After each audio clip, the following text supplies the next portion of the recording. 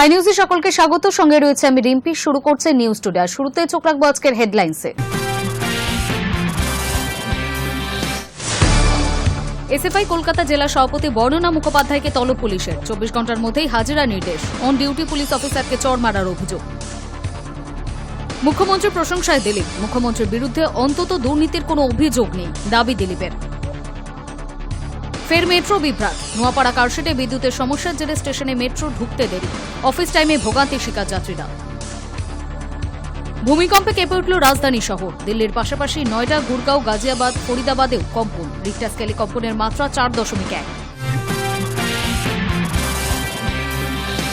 দীঘায় জগন্নাথ মন্দিরের উদ্বোধনের সময় থেকে দিলীপ ঘোষের দল বদল নিয়ে নানা জল্পনা শুরু হয়েছিল। তবে জল্পনার অবসান ঘটালেন দিলীপ নিজেই। জানিয়ে দিলেন দল বদল করছেন না দিলীপ। দল বদল করছেন না। দিল্লিতে দাঁড়িয়ে যাবতীয় জল্পনার ইতি টানলেন বঙ্গ বিজেপির প্রাক্তন সভাপতি দিলীপ ঘোষ। বুধবার শিবপ্রকাশের সঙ্গে সাক্ষাতের পর দিলীপ বলে দিলেন, যে পার্টি দাঁড় করিয়েছে সে কেন দল ছাড়বে। তবে একই সঙ্গে মুখ্যমন্ত্রী মমতা বন্দ্যোপাধ্যায়ের প্রশংসাও শোনা গেল দিলীপের মুখে। বলে গেলেন, মুখ্যমন্ত্রীর বিরুদ্ধে অন্তত দুর্নীতির কোনো অভিযোগ নেই। দিলীপ ঘোষ যে অভিমানী সেটা বোধহয় আর আলাদা করে বলার দরকার পড়ে না। বেশ কিছুদিন দলের কর্মসূচিতে দেখা যায় না তাকে। দলের কোনো বড় নেতা এলে ডাকও পেতেন না। সাংগঠনিক বৈঠকে ডাকা হতো না। এমনকি কোথাও গেলে স্থানীয় কর্মীদের সহযোগিতাও পেতেন না। এর মধ্যে তার দল বদলের জল্পনাও শোনা গিয়েছে। দীঘার জগন্নাথ মন্দিরে গিয়েছেন, মুখ্যমন্ত্রীর প্রশংসা করেছেন, 21-এর মঞ্চে থাকবেন না জোর গলায় বলেননি। সেই দিলীপ ঘোষ যেন আচমকায় বদলে গেলেন। দিল্লিতে তলব পেয়ে হাবে ভাবে আমূল বদল। বুঝিয়ে দিলেন, দল বদলের প্রশ্ন আর নেই। সকলের সঙ্গে মিলেমিশে কাজ করতে চাইছেন। অভিমান এখনো আছে, তবে তিনি বিজেপির শৃঙ্খলাবদ্ধ সৈনিক। অন্তত দিল্লিতে শিবপ্রকাশের সঙ্গে দেখা করার পর তেমনটাই জানিয়েছেন দিলীপ ঘোষ। বোঝা গেল, অভিমানী দিলীপ দিল্লির পেপটকে খানিকটা চাঙ্গা হয়েছেন। তিনি বলছেন, আগে থেকে অনেক কিছু ঘটেছে। পার্টির মিটিংয়ে আমার চেয়ার দেওয়া হতো না। আমি তো কাজ করেছি, দল ছেড়ে তো যাইনি। একজন দুজন আমায় দল ছাড়া করতে চেয়েছিল। তারা চেষ্টা করেছিল, যে পার্টি দাঁড় করিয়েছে সে কেন দল ছাড়বে। কারা দল থেকে তাড়ানোর চেষ্টা করেছিল সেই প্রশ্ন এড়িয়ে গিয়েছেন বঙ্গ বিজেপির প্রাক্তন সভাপতি। তবে ঘুরিয়ে শুভেন্দু সুকান্ত জুটিকে কটাক্ষ করতে ছাড়েননি দিলীপ ঘোষ। লোকসভায় তাকে মেদিনীপুর থেকে সরিয়ে দুর্গাপুরে পাঠানোর যে সিদ্ধান্ত নেওয়া হয়েছিল সেটা যে ঠিক নয় তাও মনে করিয়ে দিয়েছেন তিনি। কিছুদিন আগেই মুখ্যমন্ত্রীর প্রশংসা শোনা গিয়েছিল তার মুখে। তাতে তৃণমূলের যোগের জল্পনাও তৈরি হয়েছিল। সেই প্রসঙ্গে দিলীপ ঘোষের বক্তব্য, সবার প্রশংসা করি, কারোর বিরুদ্ধে বিনা কারণে কিছু বলতে দেখেছেন কিছু? প্রশংসা করব না কেন? প্রশংসা এই কারণে করেছি যে যারা তাকে নিয়ে এত বড় বড় কথা বলছে তাদের নামে কেস আছে। যাকে নিয়ে এত চর্চা তার নামে কেস নেই কেন? আর যার নামে কেস নেই, চোর ডাকাত বলে কেউ প্রমাণ করেনি, তার সঙ্গে যদি বসি আমি খারাপ হয়ে গেলাম? মুখ্যমন্ত্রীর প্রশংসা করায় দলীয় কর্মীরা কি অস্বস্তিতে পড়েছিল? দিলীপের জবাব, কর্মীরা নয়, কিছু লোক অস্বস্তিতে পড়েছিল। সমস্যা হলো, মমতা বন্দ্যোপাধ্যায় আমায় এত গুরুত্ব দিয়েছে কেন? এজন্যই দলের অনেকে অস্বস্তিতে পড়েছিল। তার নিশানা যে বিরোধী দলনেতা শুভেন্দু অধিকারীর দিকে, সেটা বলতে রাজনৈতিক বিশেষজ্ঞ দরকার পড়বে না। Hi news network. On duty police অফিসারকে প্রকাশ্যে চড় মারার অভিযোগে এসএফআই কলকাতা জেলা সভাপতি বর্ণনা মুখোপাধ্যায়কে তলব করল পুলিশ। 24 ঘন্টার মধ্যে হাজিরার নির্দেশ দেওয়া হয়েছে তাকে। বুধবার রাজ্য তথা দেশ জুড়ে বন্ধ কর্মসূচি পালন করেছে বামেরা। সেখানেই পুলিশি বাধার সম্মুখীন হন ধর্মঘটিরা। বিক্ষিপ্ত অশান্তির ঘটনার মধ্যেই প্রকাশ্যে এসেছে পুলিশকে চড় মারার ছবি। জানা যায়, জোড়াসাঁকো থানার পুলিশ আধিকারিকের গায়ে হাত তোলেন বাম নেত্রী।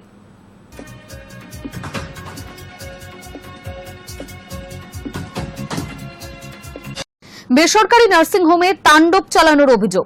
তৃতীয়বার নোটিশ পাঠিয়ে তলব করা হলো বিজেপি নেতা কৌস্তব বাগচিকে। বেসরকারি নার্সিংহোমে তাণ্ডব চালানোর অভিযোগে তৃতীয়বার নোটিশ পাঠিয়ে তলব করা হলো বিজেপি নেতা কৌস্তব বাগচিকে। বুধবার বিজেপি নেতাকে দেওয়া নোটিশে আগামী শনিবার সকাল 11টায় মোহনপুর থানায় হাজিরা দিতে বলা হয়েছে। আর এই নিয়ে কৌস্তব বাগচি জানিয়েছেন, মোহনপুর থানা আমার বিরুদ্ধে যে মিথ্যা মামলা করেছিল তার প্রেক্ষিতেই গত সোমবার ব্যারাকপুর আদালতে আত্মসমর্পণ করে জামিন পাই। বিষয়টি আমি মোহনপুর থানার ভারপ্রাপ্ত আধিকারিক এবং তদন্তকারী অফিসারকে জানিয়েছিলাম। তারপরও আমার কাছে নোটিশ এসেছে, আর এতেই বোঝা যায় রাজ্য পুলিশ কতটা প্রতিহিংসা পরায়ণ। যদিও পুলিশ সূত্রে জানা গিয়েছে, তদন্তে সহযোগিতা করা, তলব করলে থানায় হাজির হওয়া এই শর্ত সাপেক্ষেই আদালত কৌস্তবকে জামিন দিয়েছে। তাই তদন্তের স্বার্থেই তাকে তলব করা হয়েছে। প্রসঙ্গত, গত 1 জুলাই ব্যারাকপুরের ওয়ারলেস মোড় সংলগ্ন বেসরকারি হাসপাতালে রোগী মৃত্যুর ঘটনায় বিজেপি নেতা কৌস্তব বাগচির বিরুদ্ধে আঙুল উঁচিয়ে চিকিৎসকদের হুমকি, শাসানোর অভিযোগ ওঠে। ঘটনার ভিডিও সোশ্যাল মিডিয়ায় ছড়িয়ে পড়ে, তার ফলে ব্যাপক চাঞ্চল্য ছড়ায়। বেসরকারি হাসপাতালে শুধু বিজেপি নেতা নন, আরও অনেকেই উত্তেজনা ছড়িয়েছিল বলে অভিযোগ। তদন্তে নেমে কৌস্তব সহ আরও একজনকে চিহ্নিত করা হয় বলেই খবর। Hi news network. ফের মেট্রো বিভ্রাট। বৃহস্পতিবার সকালে নোয়াপাড়া কারশেডে বিদ্যুতের সমস্যার জেরে স্টেশনে মেট্রো আসতে দেরি করে, যার জেরে ব্যাপক ভিড় জমে স্টেশনে। অফিস টাইমে ভোগান্তির শিকার হতে হয় মানুষজনকে।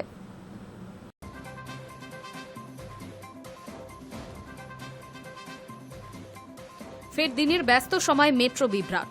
ব্লু লাইনের পরিষেবা আংশিক ব্যাহত। বৃহস্পতিবার সকালে নোয়াপাড়া কারশেডে বিদ্যুতের সমস্যার জেরে বিভিন্ন স্টেশনে মেট্রো আসতে দেরি করে, যার জেরে ব্যাপক ভিড় জমে স্টেশনগুলিতে। যাত্রীদের অভিযোগ, অফিস টাইমে সমস্যায় পড়তে হয় তাদের। মেট্রো সূত্রের খবর, এদিন সকাল 8টা নাগাদ নোয়াপাড়া কারশেডে 3rd লাইনে সমস্যা দেখা যায়। ফলে কারশেড থেকে মেট্রো রেকগুলিকে লাইনে আনতে সমস্যা হচ্ছিল। ফলে দক্ষিণেশ্বর থেকে দমদম পর্যন্ত পরিষেবায় সমস্যা হয়। মেট্রো কর্তৃপক্ষের দাবি, 2টি নির্ধারিত সময়ের মেট্রোর মধ্যে একটি দমদম থেকে দক্ষিণেশ্বর পর্যন্ত যাচ্ছিল, কিন্তু এর প্রভাবে পড়ে প্রায় সব স্টেশনই। যাত্রীদের অভিযোগ, ব্যস্ত সময় 2টি মেট্রোর মধ্যে অনেকটা সময়ের ব্যবধান থাকছিল। ফলে স্টেশনে ভিড় জমছিল। অত্যাধিক ভিড় হচ্ছিল মেট্রোতেও। তাদের আরও দাবি, প্রায়শই কলকাতা মেট্রোয় এই ধরনের সমস্যা তৈরি হচ্ছে, যার জেরে নিত্যযাত্রীদের সমস্যায় পড়তে হচ্ছে। অত্যাধিক ভিড়ে যাত্রীরা অসুস্থও হয়ে পড়ছেন। প্রসঙ্গত, গত 30 তারিখ সকালেও ব্যাহত হয়েছিল পরিষেবা। চাঁদনীচক ও সেন্ট্রাল স্টেশনের মাঝে লাইনের ওপর জল জমে গিয়েছিল, যার ফলে ময়দান থেকে কবি সুভাষ এবং গিরিশ পার্ক থেকে দক্ষিণেশ্বর পর্যন্ত চলছিল মেট্রো। মাঝের অংশে বন্ধ ছিল মেট্রো পরিষেবা। Hi news network.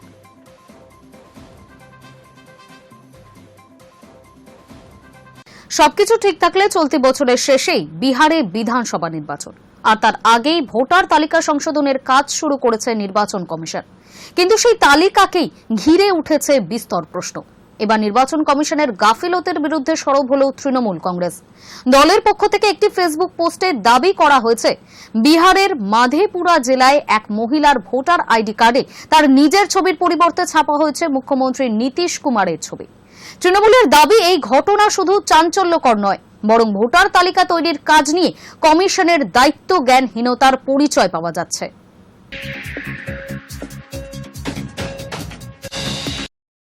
সাত সকালে কেঁপে উঠল রাজধানী শহর। দিল্লির পাশাপাশি নয়ডা, গুড়গাঁও, গাজিয়াবাদ, ফরিদাবাদেও কম্পন অনুভূত হয়। রিক্টার স্কেলে কম্পনের মাত্রা 4.1। ক্ষয়ক্ষতির খবর এখনো মেলেনি। বৃহস্পতিবার সকাল 9:04 নাগাদ জোরালো ভূমিকম্পে কেঁপে ওঠে দিল্লি এবং তার পার্শ্ববর্তী অঞ্চল। জাতীয় ভূমিকম্পন পরিমাপ কেন্দ্রে বা ন্যাশনাল সেন্টার ফর সিসমোলজির তথ্য অনুযায়ী এই ভূমিকম্পের কেন্দ্রস্থল ছিল হরিয়ানার ঝাজ্জর জেলার মাটি থেকে মাত্র 10 কিলোমিটার গভীরে। রিক্টার স্কেলে কম্পনের মাত্রা 4.1। দিল্লির পাশাপাশি কম্পন অনুভূত হয়েছে নয়ডা, গুড়গাঁও, গাজিয়াবাদ এবং ফরিদাবাদেও। তবে এখনো পর্যন্ত কোনো ক্ষয়ক্ষতির খবর মেলেনি। কম্পন অনুভূত হয়েছে হরিয়ানার সোনিপত, রোহতক এবং হিসারেও। ভূমিকম্প অনুভূত হওয়ার কিছুক্ষণের মধ্যেই বিষয়টি নিয়ে সমাজ মাধ্যমে পোস্ট করতে দেখা যায় বহু মানুষকে। আতঙ্কে বাড়ির বাইরে বেরিয়ে আসেন বাসিন্দারা। দিল্লি এবং গুড়গাঁওয়ে প্রচুর অফিস রয়েছে। ভূমিকম্পের সময় সেই অফিসগুলির কম্পিউটার কাঁপতে শুরু করেছিল বলেই জানা গিয়েছে। প্রসঙ্গত, গত ফেব্রুয়ারি মাসেও ভূমিকম্পের কবলে পড়েছিল দিল্লি। সেই সময় তীব্রতা ছিল 4। তখনও কোনো ক্ষয়ক্ষতি হয়নি। ভূবিজ্ঞানীদের মতে, ভৌগোলিক অবস্থানের কারণে দিল্লিতে ভূমিকম্প অস্বাভাবিক নয়। Hi news network. রাজস্থানে চুরুতে বুধবার ভেঙে পড়া বায়ুসেনার জাগুয়ার যুদ্ধবিমানে ছিলেন 2 পাইলট। দুর্ঘটনায় 2 জনের মৃত্যু হয়েছে। সেই দুর্ঘটনার একদিন পর এবার প্রকাশ্যে এলো তাদের পরিচয়। বায়ুসেনার তরফে জানানো হয়েছে নিহত দুই পাইলটের নাম লোকেন্দ্র সিং সিন্ধু এবং ঋষি রাজ সিং। বছর 44-এর অভিজ্ঞ স্কোয়াড্রন লিডার লোকেন্দ্র হরিয়ানার রোহেতকের বাসিন্দা, তিনিই বিমানটি চালাচ্ছিলেন। সহ পাইলট হিসেবে ছিলেন বায়ুসেনার তরুণ লেফটেন্যান্ট ঋষি। 23 বছরের ঋষি রাজস্থানেরই পালির বাসিন্দা। বুধবার দুপুরে প্রশিক্ষণের সময় চুরু জেলার রতনগড় শহরের অদূরে ভানুদা গ্রামের মাঠে দুই আসনের যুদ্ধ বিমানটি ভেঙে পড়ে দাউ দাউ করে জ্বলতে থাকে।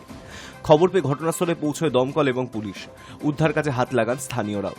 যদিও ঘটনাস্থলেই মৃত্যু হয় বিমানে থাকা দুই পাইলটের, তবে দুর্ঘটনায় কোনো সাধারণ নাগরিকের মৃত্যু হয়নি বলেই বায়ুসেনা সূত্রে খবর।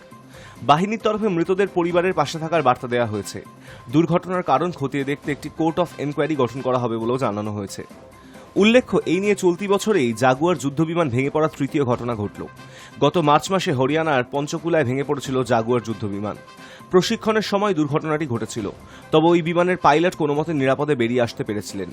এরপর এপ্রিলে গুজরাতের জামনগর থেকে প্রায় 12 কিলোমিটার দূরে সুয়ারদার গ্রামের মাঠে ভেঙে পড়ে 2 আসন বিশিষ্ট একটি জাগুয়ার। ওই দুর্ঘটনায় মৃত্যু হয়েছিল বিমানের পাইলট সিদ্ধার্থ যাদবের। সেই সঙ্গে মাস তিনেকের মাথায় ফের ভেঙে পড়ল আরও একটি জাগুয়ার। Hi news network.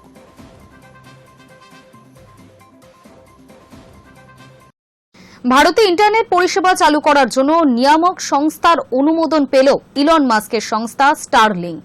কৃত্রিম উপগ্রহ ভিত্তিক ইন্টারনেট পরিষেবা দেয় মাস্কের এই সংস্থা। ভারতের জাতীয় মহাকাশ নিয়ামক সংস্থা Indian national space authorisation and promotion centre এর ছাড়পত্র পেয়ে গিয়েছে স্টারলিংক। তবে পরিষেবা চালু করার জন্য সরকারি দপ্তরের ছাড়পত্র এবং অনুমোদনের প্রয়োজন হবে। ভারতে ইন্টারনেট পরিষেবা চালু করার জন্য নিয়ামক সংস্থার অনুমোদন পেল ইলন মাস্কের সংস্থা স্টারলিংক। 8 জুলাই থেকে 5 বছরের এই ছাড়পত্র দেওয়া হয়েছে। ভারতের নিয়ামক সংস্থা জানিয়েছে, স্টারলিংক জেন 1 ব্যবহার করে ইন্টারনেট পরিষেবা দিতে পারবে মাস্কের সংস্থা। তবে 5 বছরের আগে স্টারলিংক জেন 1 বন্ধ হয়ে গেলে ছাড়পত্র ও মেয়াদ তখনই ফুরিয়ে যাবে। স্টারলিংক জেন 1 হল পৃথিবী পৃষ্ঠের কাছাকাছি কক্ষপথে ঘুরতে থাকা অনেকগুলি কৃত্রিম উপগ্রহের সমষ্টি। সংবাদ সংস্থা পিটিআই অনুসারে এর মধ্যে 4408টি কৃত্রিম উপগ্রহ রয়েছে। সবগুলি পৃথিবী থেকে 540 থেকে 570 কিলোমিটার দূরত্বের মধ্যে। এগুলির মাধ্যমে ভারতে 600 জিবি প্রতি সেকেন্ড গতিতে ইন্টারনেট পরিষেবা দেওয়া যেতে পারে। স্টারলিংকের ওয়েবসাইটে তথ্য বলছে, লো আর্থ অরবিটে অবস্থিত ছোট ছোট স্যাটেলাইটের মাধ্যমে ইন্টারনেট পরিষেবা দিতে থাকে এই সংস্থা। পৃথিবী পৃষ্ঠের থেকে 160 থেকে 2000 কিলোমিটার উচ্চতার মধ্যে কক্ষপথগুলিকে লো আর্থ অরবিট বলা হয়ে থাকে। নিচু অবস্থানের কারণে এই স্যাটেলাইট থেকে প্রত্যন্ত অঞ্চলেও ইন্টারনেট পৌঁছে দেওয়া যায়। 2022 সাল থেকে ভারতীয় বাজারে বাণিজ্যিকভাবে ইন্টারনেট পরিষেবা চালু করার চেষ্টা চালিয়ে যাচ্ছে মাস্কের সংস্থা। জিও স্যাটেলাইট কমিউনিকেশনস এবং ইউটেলস্যাট ওয়ানওয়েব এই দুই সংস্থা আগেই কৃত্রিম উপগ্রহ ভিত্তিক ইন্টারনেট পরিষেবা ব্যবহারের ছাড়পত্র পেয়েছে। এবার স্টারলিংককেও ছাড়পত্র দিল ভারতের মহাকাশ নিয়ামক সংস্থা। সম্প্রতি রিলায়েন্সের জিও এবং ভারতী এয়ারটেলের সঙ্গে একটি চুক্তিও করেছে স্টারলিংক। তবে ইন্টারনেট পরিষেবা চালুর জন্য স্পেকট্রাম পেতে এখনও অপেক্ষা করতে হবে মাস্কের সংস্থাকে। সূত্রের খবর, এ ধরনের ক্ষেত্রে যোগাযোগ মন্ত্রক, প্রতিরক্ষা মন্ত্রক সহ বিভিন্ন সরকারি দপ্তরের ছাড়পত্রের প্রয়োজন। সেই ছাড়পত্র পাওয়ার পরেই ভারতে পরিষেবা চালু করতে পারবে তারা। মাস্কের সংস্থা স্পেসএক্সই স্টারলিংক পরিষেবা দেয় বিশ্বজুড়ে। এই পরিষেবায় দ্রুতগতির ইন্টারনেট পৌঁছে দেওয়ার লক্ষ্যে স্যাটেলাইট সংযোগ ব্যবহার করে থাকে। যেহেতু এটি কোনো ফাইবার কেবলের মাধ্যমে পরিষেবা প্রদান করে না, তাই প্রত্যন্ত অঞ্চলে সেই পরিষেবা পৌঁছতে পারে। প্রাকৃতিক দুর্যোগেও পরিষেবা ব্যাহত হয় না বলেই দাবি সংস্থার। Hi news network. মুম্বাইয়ের সাংবাদিক সম্মেলনে গিয়ে বিতর্কে জড়িয়েছেন প্রসেনজিৎ চট্টোপাধ্যায়। মালিক ছবির সাংবাদিক সম্মেলনে কলকাতার এক সাংবাদিক প্রসেনজিৎকে প্রশ্ন করেছিলেন বাংলায়। সঙ্গে সঙ্গে তিনি পাল্টা প্রশ্ন তোলেন, এখানে বাংলা কথা বলার কি প্রয়োজন? আর তারপর থেকেই কটাক্ষ ধেয়ে আসতে থাকে তার দিকে। অবশেষে সেই বিতর্কে নীরবতা ভাঙলেন প্রসেনজিৎ। সমাজ মাধ্যমের দীর্ঘ পোস্টে তিনি স্পষ্ট জানালেন তার বক্তব্য। মুম্বাইয়ের সাংবাদিক সম্মেলনে গিয়ে বিতর্কে জড়িয়েছিলেন প্রসেনজিৎ চট্টোপাধ্যায়। মালিক ছবির সাংবাদিক সম্মেলনে কলকাতার এক সাংবাদিক প্রসেনজিৎকে বাংলায় প্রশ্ন করেছিলেন। সঙ্গে সঙ্গেই তিনি পাল্টা প্রশ্ন তোলেন, এখানে বাংলায় কথা বলার কি প্রয়োজন? আর তারপর থেকেই কটাক্ষ ধেয়ে আসতে থাকে তার দিকে। অবশেষে সেই বিতর্কে নীরবতা ভাঙলেন প্রসেনজিৎ। সমাজ মাধ্যমে দীর্ঘ পোস্টে তিনি জানালেন, সাংবাদিক সম্মেলনে যারা উপস্থিত ছিলেন তাদের বেশিরভাগ মানুষই বাংলা বোঝেন না, তাই তার এই মন্তব্য। সমাজ মাধ্যমে তিনি লিখেছেন, কিছুদিন হলো আমার একটা কথা বলা ভালো একটা বাক্য সমাজ মাধ্যমে ছড়িয়ে পড়েছে। আমি 42 বছর মূলত বাংলায় কাজ করেছি। ওই স্বীকারোক্তিতে অভিনেতা দাবি করেছেন, সেদিন সাংবাদিক সম্মেলনে উপস্থিত চিত্র পরিচালক, শিল্পী বা অন্যান্যরা সকলেই প্রথম থেকে ইংরাজিতে কথা বলছিলেন। এর মধ্যেই কলকাতার এক সাংবাদিক তাকে বাংলায় প্রশ্ন করেন। সেই মুহূর্তে তার মনে হয়েছিল বাংলায় উত্তর দিলে হয়তো অনেকে সঠিক মানে বুঝতে পারবেন না, তাই তিনি ওই কথা বলেছিলেন। উক্ত সাংবাদিক সম্পর্কেও লিখেছেন প্রসেনজিৎ। তিনি স্পষ্ট লেখেন, বাংলার একজন সাংবাদিক আমায় বাংলায় প্রশ্ন করেন। তিনি আমার দীর্ঘদিনের পরিচিত স্নেহের পাত্রে। যেহেতু ওখানে বাংলা ভাষা বোঝেন না এমন মানুষের সংখ্যাই বেশি, তাই খানিকটা বাধ্য হই আমি ওকে বলি বাংলায় কেন প্রশ্ন করছেন। কিন্তু তারপর থেকে যেভাবে কলকাতা সহ গোটা বাংলায় তিনি কটাক্ষের শিকার হচ্ছেন, তাতে কষ্ট পাচ্ছেন বলেই জানান অভিনেতা। তিনি লিখেছেন, অনেকেই এই কথার আক্ষরিক সূত্রে হয়তো আঘাত পেয়েছেন। কষ্ট আমিও পেয়েছি, এখনো পাচ্ছি। কারণ ওই কথার এমন প্রতিক্রিয়া হতে পারে ভাবতেই পারিনি। হয়তো কয়েকটা ইংরাজি শব্দ ব্যবহার করে আমার বলা কথার উদ্দেশ্যটা আমি বোঝাতে পারিনি। আমার ধারণা সেখান থেকেই ভুল বোঝাবুঝি হয়েছে। কারণ নিজেদের মাতৃভাষাকে অসম্মান করার কথা আমি দুঃস্বপ্নেও ভাবতে পারি না। আমার প্রশ্ন বুম্বাদাকে, সেটা হচ্ছে যে বাংলায় তোমাকে পুলিশের ছুটিতে দেখেছি প্রবীর রায়চৌধুরী, এখানেও দেখে মনে হচ্ছে ওইরকমই একটা কিছু। তো Why do you need to talk in Bengali? আমি বাংলায় কথা বলছি। বাংলা ভাষা নিয়ে নিজের আবেগ উজাড় করে দিয়েছেন তিনি। প্রসেনজিৎ লিখেছেন, বাংলা আমার প্রাণের ভাষা, ভালোবাসার ভাষা। তবে চিরকাল আমার কাছে বাংলার মানুষের বিচার শিরোধার্য। জীবনের শেষ দিন পর্যন্ত এই ধারণা অটুট থাকবে। তবে শেষে যেটা না বললেই নয়, আমি এটুকু বুঝেছি আমার বলা কথায় আপনাদের যথেষ্ট আঘাত লেগেছে, তাই আমি দুঃখিত। Hi news network. বৃষ্টি কমলেও এখনো মেঘাচ্ছন্ন কলকাতার আকাশ। বৃহস্পতিবার সকালেও রোদের দেখা মেলেনি। আলিপুর জানিয়েছে, কলকাতায় বৃহস্পতিবার ভারী বৃষ্টি না হলেও বিক্ষিপ্তভাবে কোথাও কোথাও বজ্রবিদ্যুৎ সহ হালকা থেকে মাঝারি বৃষ্টিপাত হতে পারে। সঙ্গে ঝড় বৃষ্টি চলবে দক্ষিণবঙ্গের আরও 7 জেলায়। বৃষ্টি কমলেও এখনো মেঘাচ্ছন্ন কলকাতার আকাশ। বৃহস্পতিবার সকালেও রোদের দেখা মেলেনি।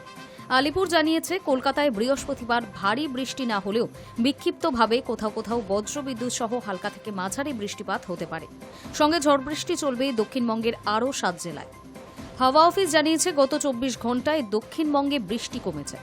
বৃহস্পতিবারও উত্তর 24 পরগনা, দক্ষিণ 24 পরগনা, 2 মেদিনীপুর, পুরুলিয়া, ঝাড়গ্রাম এবং বাঁকুড়ায় বজ্রবিদ্যুৎ সহ ঝড় বৃষ্টি হতে পারে। এছাড়া সপ্তাহভর দক্ষিণবঙ্গের সব জেলাতেই হালকা থেকে মাঝারি বৃষ্টি চলবে। ভিজবে কলকাতাও। আগামী সোমবার 2 24 পরগনায় ফের ভারী বৃষ্টি হতে পারে। তার আগে দক্ষিণবঙ্গে আবহাওয়ার বিশেষ উন্নতি হওয়ার সম্ভাবনা নেই। উত্তরবঙ্গেও গত 24 ঘন্টায় সেরকম ভারী বৃষ্টি হয়নি। দার্জিলিংয়ে 23.2 মিলিমিটার, কালিম্পংয়ে 31 মিলিমিটার এবং কোচবিহারে 24.5 মিলিমিটার বৃষ্টি হয়েছে। এছাড়া উত্তরের বাকি জেলাগুলিতে সামান্যই বৃষ্টি হয়েছে। তবে আলিপুর জানিয়েছে, রবিবার ফের ভারী বৃষ্টি শুরু হতে পারে উত্তরবঙ্গে। ওই দিন জলপাইগুড়ি ও আলিপুরদুয়ারে ভারী বৃষ্টির পূর্বাভাস রয়েছে। বৃহস্পতিবার কলকাতার সর্বনিম্ন তাপমাত্রা ছিল 25.1 ডিগ্রি সেলসিয়াস, স্বাভাবিকের থেকে 1.8 ডিগ্রি কম। বুধবার সর্বোচ্চ তাপমাত্রা ছিল 27.4 degree Celsius. Hi news network. News today এখনকার মতো এই পর্যন্তই। নজর রাখুন হাই নিউজে, নির্ভীক, নিরপেক্ষ।